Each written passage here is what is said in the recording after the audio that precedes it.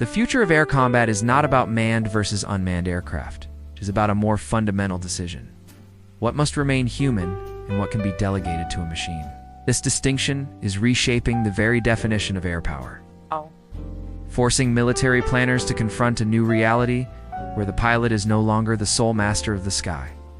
For over a century, the ace pilot defined air power. It's from the dogfights over Europe to the supersonic jets of the Cold War. Human skill, courage, and intuition were the currency of aerial dominance. Today, unmanned systems are challenging that long-held paradigm. The rise of drones, loyal wingmen, and autonomous platforms represents a fundamental shift in military aviation, moving from a pilot-centric model to a system-centric one. This video will analyze why this transition is occurring, what it means for modern air forces, and how it is redefining the role of the human in warfare. Despite the advance of automation, the human pilot remains indispensable in complex, high-stakes combat. A human provides something current technology cannot replicate: judgment in the face of profound uncertainty. In the chaos of a fluid battle space where electronic warfare can disrupt communications and enemy actions defy predictable patterns, a pilot's ability to adapt and improvise is critical.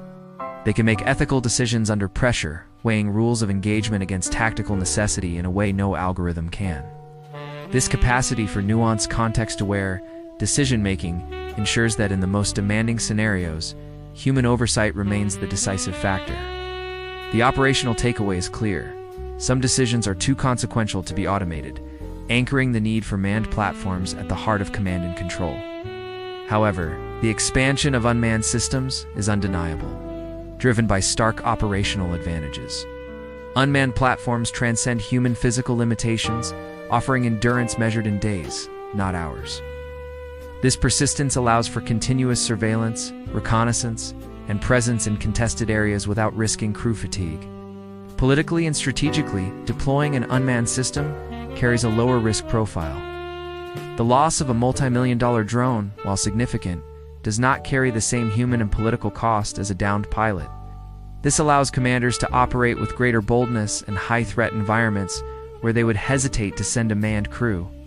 By leveraging these platforms, an air force can scale its operational reach and presence, effectively extending its influence where it previously could not. Unmanned systems do not replace pilots, as they go where pilots should not.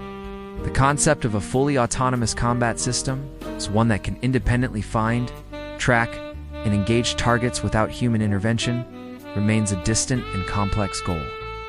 The primary obstacle is the unpredictability of the real world. Combat environments are not sterile laboratories. They're dynamic, chaotic, and filled with incomplete information and electronic interference. A communication-degraded environment can render an autonomous system isolated and ineffective, or worse, unpredictable.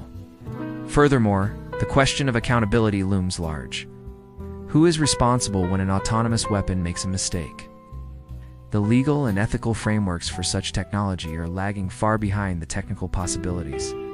These constraints mean that while autonomy will increase, its application will be carefully bounded. Full, unsupervised autonomy in lethal engagements remains a technical and doctrinal frontier that most militaries are approaching with extreme caution. The most probable future, therefore, is not a choice between manned and unmanned, but a fusion of both into a hybrid force. In this model, manned aircraft evolve into command and control nodes, with pilots acting as mission commanders for teams of unmanned platforms. These unmanned systems, or loyal wingmen, will serve as sensors, decoys, and weapons carriers, extending the sensory and kinetic reach of the human-piloted hub. This networked approach leverages the strengths of both domains, the cognitive and ethical judgment of the human pilot combined with the endurance, scalability, and risk tolerance of the machine. The result is a force that is more resilient, adaptable, and lethal than one composed of either element alone. The central principle is balance, a symbiotic relationship where each component enhances the effectiveness of the other.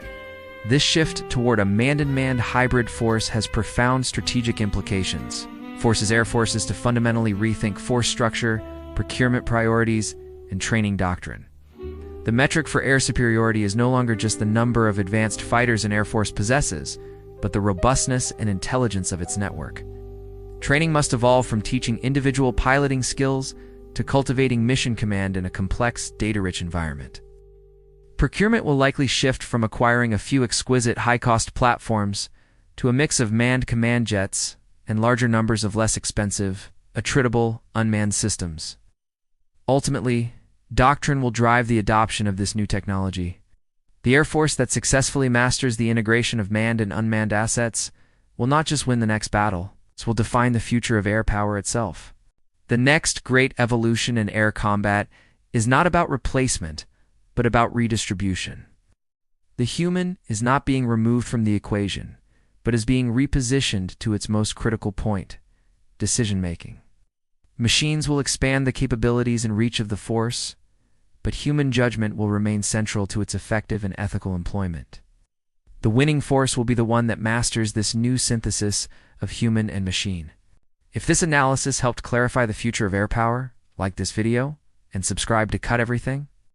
In our next episode, we will examine swarm warfare and the air when quantity becomes strategy. Below. Where do you believe humans should draw the line in combat autonomy?